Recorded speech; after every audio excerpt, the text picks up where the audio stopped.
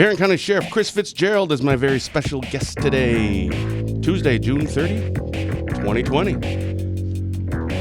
I'm Ben Dryden. You're watching DrydenWire Live. Our DrydenWire Live with Ben and Fitzy show is presented by Embrace. If you or someone you know is experiencing intimate partner violence or sexual assault, you are not alone. It is not your fault. Embrace is here to help. Contact Embrace for free, confidential advocacy and support at 1-800-924-0556 or text at 715-532-6976 or visit their website for more information at embracewi.org. All right, well, it's been a couple of weeks since our last chat with our guest, so let's bring on the man himself, Barron County Sheriff Chris Fitzgerald. Fitzy, good morning. Good morning. Looks like it's Casual Tuesday down at the Barron County Sheriff's Office. Positive Tuesday, Casual Tuesday. Yeah. I like it. I'm wearing pants, not shorts. Oh. All right. No, it's just meetings today. Nothing too spectacular going on down here today, so we're just wearing a little dress clothes. A little hot out there, so probably shouldn't have worn long sleeves today, but we did. Yeah, it's getting warm really fast. It was, I don't know if you guys had the storm that went through this morning, but we did, and it was nice and cool. And now it's, I regret my decision. It's going to be humid. Yeah. So since the last time you were on a couple weeks ago, what's new with you?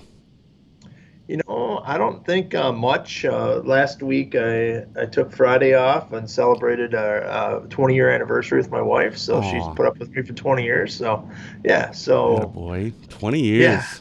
Yeah. What did you guys do? Just drove up to Duluth and went along the shore for a little while and came home. That was about it. You're such a romantic. Yeah. Just wanted pie up north and I came back. I purchased an elliptical machine. Really? Yeah. I'm sure you've heard of the COVID-15.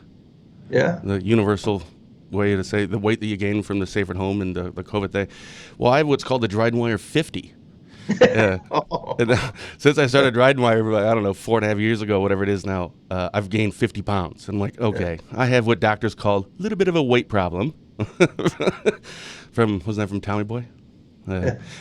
So we bought an elliptical just so I could, so we put it in the garage, and I went on it this weekend. I'm like 15 minutes. I'm doing 15 minutes. After about 30 seconds, I realized, I'm not making 15 minutes. I made it just over 4 minutes, and my thighs were killing me. So that's about all it's new for me. Hey, I heard there's a gym over there, too. You should probably think about it. I know. But I realized by the time I go to my brother's gym, drive there, get in, elliptical for 4 minutes, and then leave. Then I got to talk to my brother, and that's just Yeah. Well, I did purchase the elliptical from him, so there you go. Oh, well, there you go. Hope you got a discount. I did. It was a nice one. Okay. Yeah, brother discount. All right, so what's going on? What's new since last time we talked? Obviously, there's some COVID stuff going on. There's a lot. I think you had wasn't there some bones that were found recently? A whole bunch of things in Barron County over the last couple of weeks. Where do you want to start? Yeah, well, let's start with COVID, and we did have our first COVID-related death. It wasn't, directly related to COVID, and you guys can pick it apart all people want. We're not here to analyze what the person died from. The person was an elderly person. I don't have much information on it. That information is not shared with us, but it was COVID related. There were some underlying health conditions, and that's where it is. But COVID didn't help the health situation at all. So COVID is still here. It's still around. Wear a mask, wash your hands, all that stuff. Sometimes we forget to talk about it, and sometimes it peaks, and it doesn't really peak here. We've seen a lot more cases in the last week. A lot of our people have got off, and so I think we only have 2 active cases right now in all of Barron County, but we did jump up from like 25 a couple weeks ago to like 33 or whatever our numbers are. I think we're at 33 or 34 cases currently. So it's still here.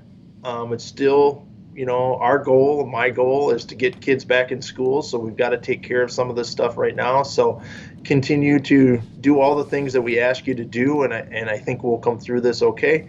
Again, I'm not an expert in it, but like we talked a little bit off air, I go to a lot of meetings about this stuff, and there's two sides to every story, just like everything we do, but we've got to sort through some of that and just use some of the precautions. We know that washing hands and social distancing and wearing a mask are three of the biggest things that we can do to stop the spread of this, and we've got to continue to do that. So continue to do all that stuff with COVID, and we're at an advantage here in Northwest Wisconsin, so I think that's what's important. When you have those meetings, is there a different tone from 3 weeks ago?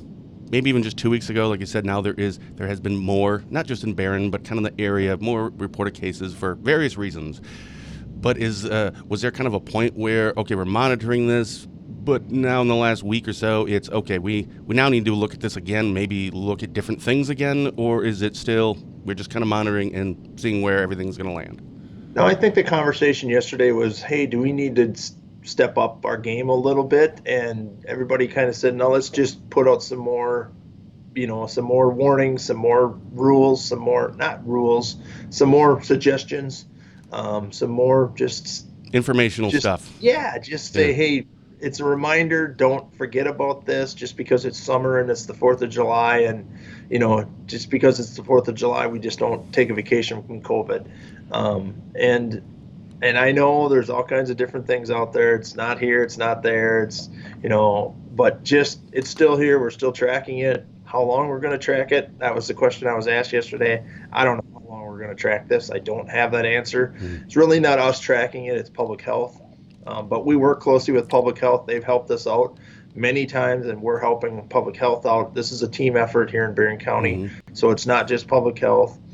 They share a lot of stuff on our Facebook page, and that's where this information comes. And then as you know, we get into these Facebook discussions on why should we track it, and it's not COVID, and it's, I get it, I understand it, but we're just giving the information out there. You don't have to comment if you don't want to. Well, we're not looking for comments. Yeah.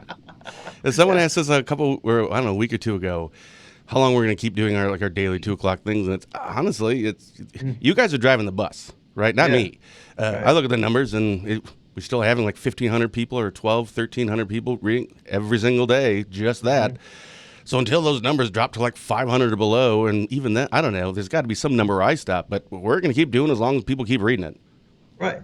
And it's interesting. I think some of the days you see how many negative tests there are and how many people were testing. I think those are some big numbers some days, and that's good. But then sometimes that increases are positive. Obviously, when you test more people, you're going to more than likely get more positives. Right. We used that analogy a long time ago. If we stop 10 cars for speeding, or we're probably going to stop 10 cars, one of them's probably doing something wrong. If we stop 100, there's probably going to be 3 or 4 or 5 of them doing something wrong. Right. So, or no driver's license or whatever it is. So when you test more people, you're going to get more positive tests. So just because the numbers go up, but you also have to look at the number of tests you've given that day. Now, if we test 500 people and we get 400 positives, there's an issue. But if we test, 5,000 people and we get 500 positives, well, it's a little different. You got to look at the percentages. Yeah. Is there anything coming out with COVID stuff, or your meeting you had yesterday? You had already mentioned that it was kind of going to keep monitoring, put more informational stuff out. 4th of July is coming up. Obviously, Rice Lake canceled their fireworks, but there's still fireworks all across Barron. Obviously, a lot of people coming in from outside our counties. Is there any discussion on what the approach is there? No, the approach is tell people to, acknowledge, make your own decisions. And obviously, some bars in Eau Claire got put on the news because they had a COVID outbreak, or it was brought back or traced back, this contract tracing back to your business. And I don't think those businesses are happy that they got put on the news for this. So that's the risk you take as a business owner, that you're going to get contract traced back to your business. And there's some new laws, or I don't know if it's going to be a law or rule, that if your business has a percentage or so many positives, that you're going to be on a list that the state's creating. It's not a local thing. It's not a sheriff's department thing or local public health. The state is creating this, that if contract tracing goes back to your business, you're going to get put on this list. Be aware, COVID was tied back to this business. And I know that happened on the Eau Claire News, and I'm sure those businesses didn't want to be on the news for that. I didn't even hear about that, actually. I don't really follow a whole lot of news out of Eau Claire. I just mainly go to DrydenWire. I figured that was coming. Is that conceited that I read our own stuff? I mean, I Yeah. don't know. Well, I mean, it is a stretch, but I try to follow some of that stuff, and Okay. so you know, I got to go bigger than DrydenWire sometimes, although it's the best around. Okay. So what about the last since you've been on last, there was a story, I think it was last week sometime, that you put out a press release in I can't remember who else it was. I can't remember what it was called, but about the bones being found. Sure, it's called the DNA Doe Project. That's what it Um, was. yep, and we did is we discovered some bones south of Barron in 2017, and we were able to identify them with the help of the DNA Doe Project and the Wisconsin Department of Justice, the DCI agents, and that subject was identified as a Gary Herbst, Herbst, 60 would have been 63 years old currently today, out of New Prague, Minnesota. That manner of death was ruled a homicide during that investigation, and now it's an active case at the sheriff's department. We're actually actively investigating it this week. I have a team of people working on this case, so I can't really comment except that we identified the bones, the manner of death that he died, and I don't have the year he died. Sure. That's what we're trying to figure out, putting the timeline together, things like that. But he was identified. His family was made aware of it. There was a missing person case out of Minnesota. So we're putting all those pieces of that puzzle together. What our detectives do good, and so we're actively identifying. But that was used genetic genealogy is how we did those bones, and Yeah, on that's our Facebook crazy. page it explains how they work, and that's a nonprofit organization that assisted us with this. And if you remember, a couple years ago they helped us with the bone case that was Mm. over 35 years old. Yep. That same DNA Doe Project. They get DNA out of the bones, they trace it back to a family tree, and all that family tree stuff is really neat and really important to do. So we're very excited and thankful for the DNA Doe Project for helping us out with those cases. So obviously you can't get into specifics. It's an ongoing investigation, but more just like in a situation like this, how does it work? What's the insight here? But pull the curtain back and just multiple agencies, the kind of communication that you have to have. Is it email? Do you have meetings? Are you doing obviously right now with Zoom? How many people are involved in something like this? Well, and I don't think we should talk about that case specifically, but Okay. any case. I mean, and you don't take the Kloss case because that was so huge. Right. But the Strand case, that was a baby that was ultimately killed by her father, and that conviction was last week also. And we did an article for a local newspaper, our detective that led that investigation, and we talked about how many hours of investigation that took, and how many people were interviewed, and how long what the district attorney's office had to do to learn about some of the medical terminology, and had to go to Rochester and meet with doctors and medical examiners, and trips to Minnesota to meet with the pathologist, the forensic analysis of the bodies of any murder or any crime. We have to go over to the crime lab in Minnesota, who does all the stuff with the body, do interviews with them. Then we have to learn about what all these medical terms mean. So a lot goes into a case, but we always think about the hour-long show and they just run down to the coroner's office. Well, running down to the coroner's office in Barron County means Yeah. we got to drive 2 hours to go meet with them for 2 hours and drive 2 hours back. So that's one whole day just to go for one meeting, Jeepers. to go meet with the medical examiner. So that people don't always think about that. No, I've watched Law and Order. It's like 50 Yeah, minutes and it's done. yeah, The right. whole process, investigation, Yeah. verdict, Court, everything. court, and everything. And commercials. Yeah. So, what are you doing Yeah. down there? Sponsored by Embrace. No. That's awesome. We had to plug them. Yeah. All right. So, a lot goes into a case, and I appreciate everybody's support when it comes to that, um, because they do take a long time. They're very emotional. When dealing with a baby or any death, obviously, but obviously a young child or a baby, that becomes emotional for officers. It becomes emotional for families on both sides of that. So then we have to provide extra security in the courtroom during the verdict and all this other stuff that can go on in a case. And so that's what I get to do every day. I don't get to do a lot of police work. We do a lot of planning. My chief deputy and my captain do a lot of planning for all of this kind of stuff, making sure we have the personnel, Do we need more detectives to go do this investigation? And now it becomes a homicide investigation, so that becomes a priority case. And so now you pull away from some of your other cases and you move our detectives around. And that's what Jason, my chief deputy, does every day, is manages our detective division and who's going to work on what case and how long they're going to work on it. And, When you have a detective on a case, first of all, how many detectives do you have? We have 4. 4. Does one typically work on one case? Do all 4 work on one? How does that work? We have 5 detectives. I miscounted. We have 5 detectives, and normally it's probably 2 together. 2 people work on a case, unless it's a major case. Then maybe one person will take the neighborhood canvas, one person will take the interview of the suspect, one person will take interview with the family.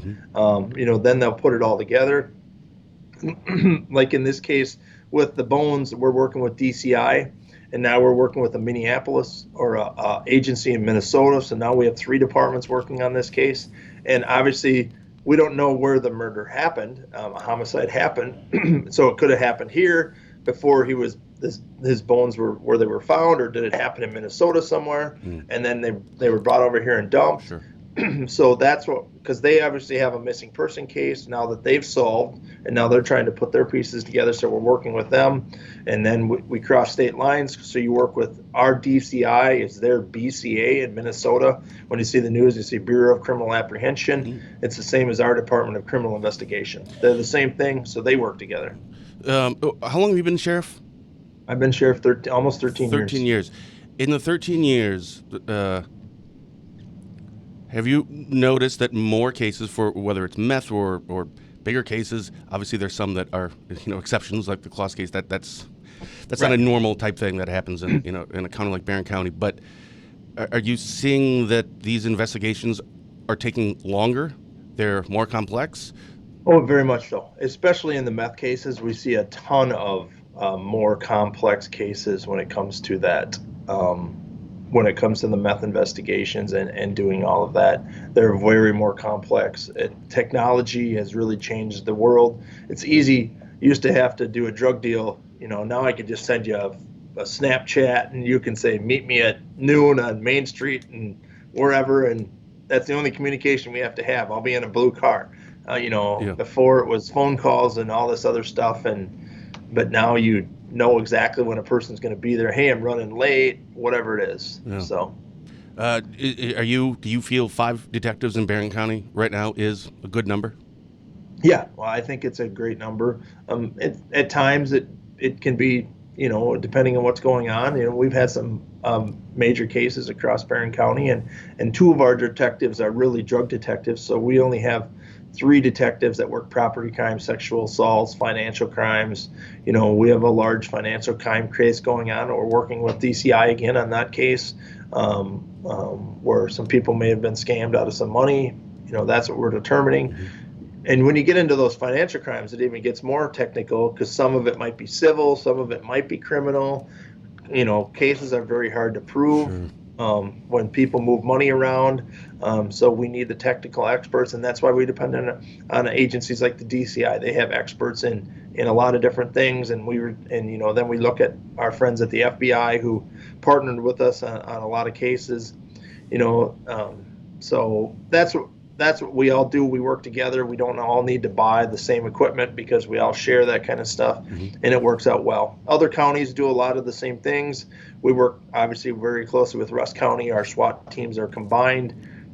They don't need to have their own SWAT team. We don't need to have our own. We have a combined one. We share the expenses. That's how you get it done in Northwest Wisconsin, and we work together. I noticed in yesterday's, when we put up the Barron County booking reports, that was the highest it's been by quite a bit since the Safer at Home, since back in March-ish. Any particular reason why? OWIs, I would say there was quite a few OWIs on there. It was warm.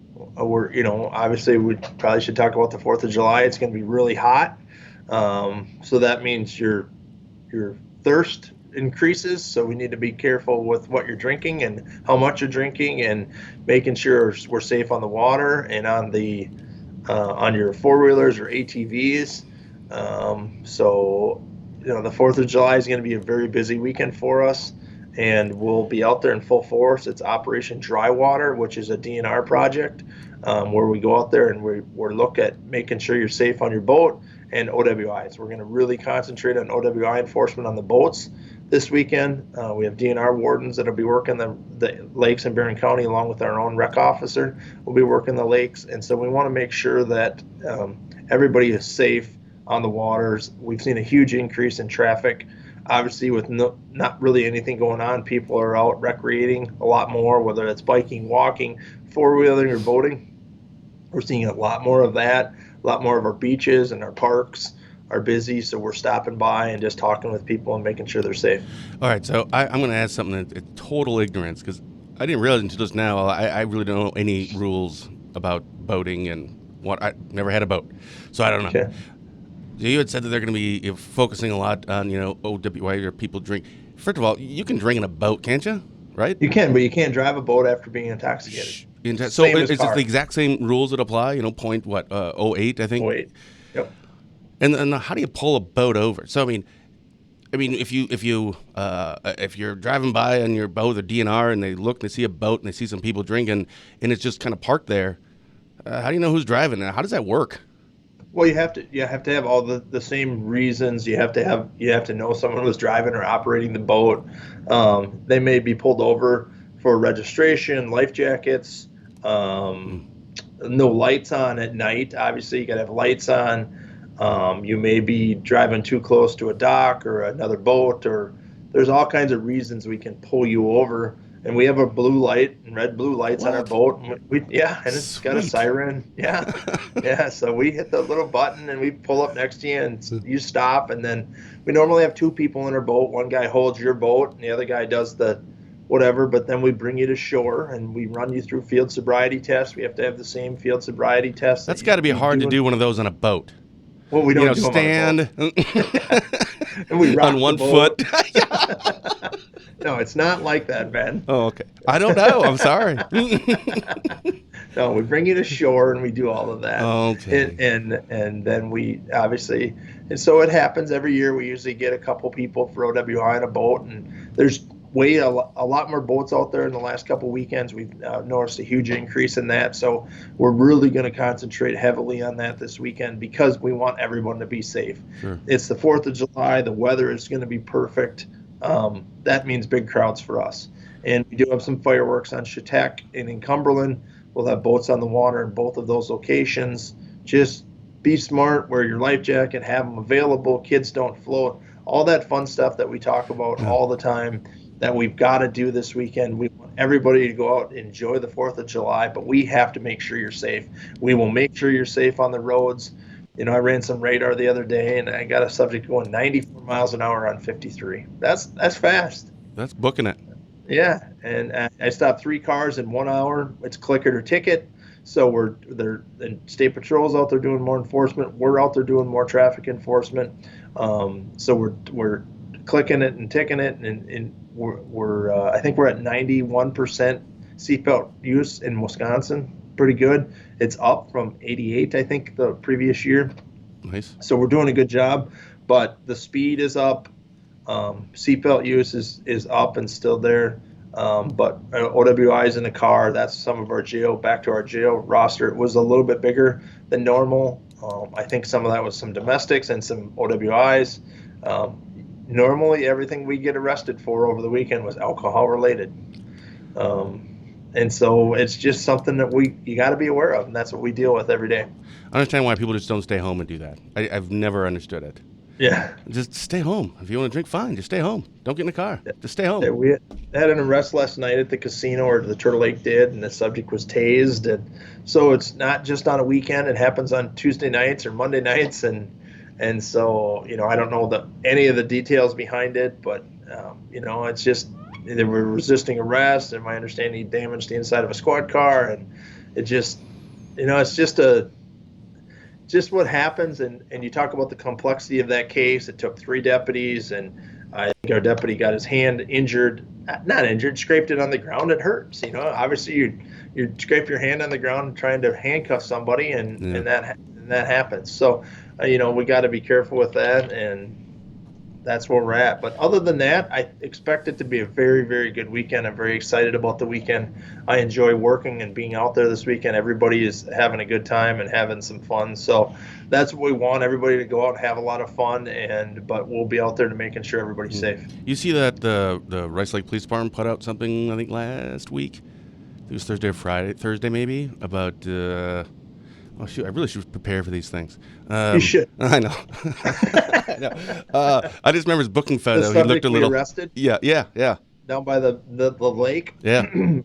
I was our dog Chase that Yeah. bit him, apprehended him. It bit him. I mean, let's be honest. That's what we did. I mean, he called 911, and I was in the dispatch center actually when the call came in and said, "Bring all the cops. We're gonna shoot them all." And the first person I see, I'm gonna shoot. So we surrounded the area, and he wouldn't comply with Rice Lake officers, and ultimately K9 Chase was sent in and apprehended him and got him in the hand and in the arm in that area, and then we took custody of him, and he's getting the And help now he you get needs. sued for the dog.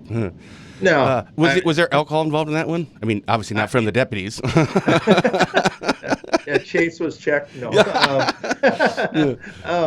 I don't know. I don't that. recall I if it don't was in know the that. press release or not. I can't remember. I believe there was some substance use of some sort. Something. I don't know if Maybe it was alcohol or not. But I believe it was alcohol. But you can't. Yeah, quote that's me on got to that. be a scary call to get, though.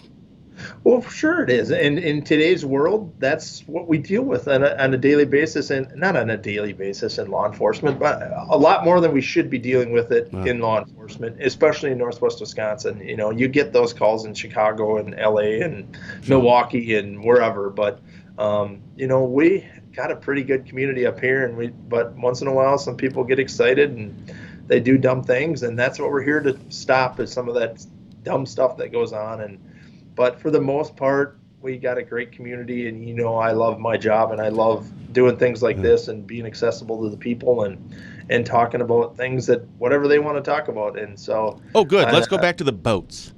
okay, So how do you impound a boat? So if one person's driving a boat, he's the only one in there, or she, we'll just say he, drinking, you pull him over, whatever, and then you take him back to the shore, like you said, give him his, do your thing. And then you take him to jail. Now what do you do with the boat?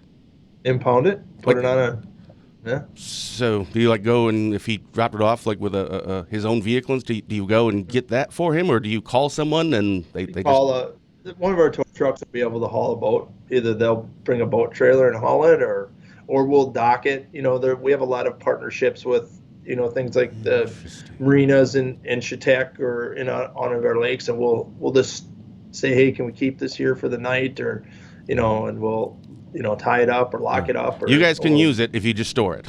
Yeah. Just fill it up with gas when you're that's finished. not what it is. Again, Ben, don't stretch this. Okay. Yeah. Again, we should prepare more for these shows. Yeah, we really should.